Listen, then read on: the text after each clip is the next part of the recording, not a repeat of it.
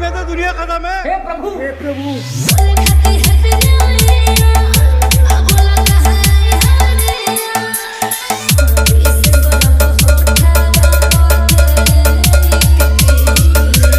रोम रोम भाइयों।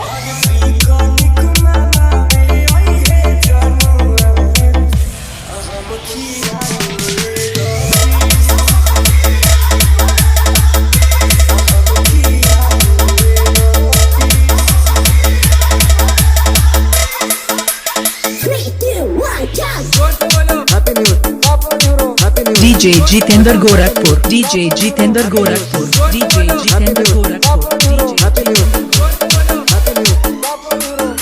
Happy new year के मतलब नया साल मुबारक बारे। अच्छा।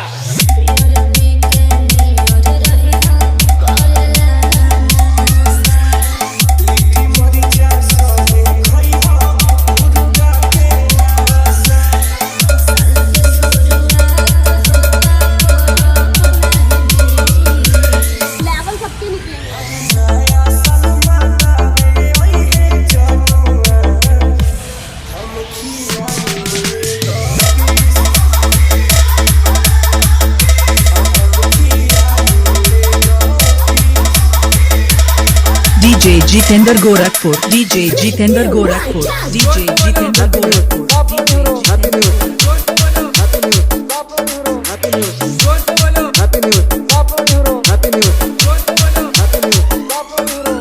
तो लाइक और शेयर ठोक दीजिए महाकाल का धमाके, लाइक और शेयर ठोक दीजिए।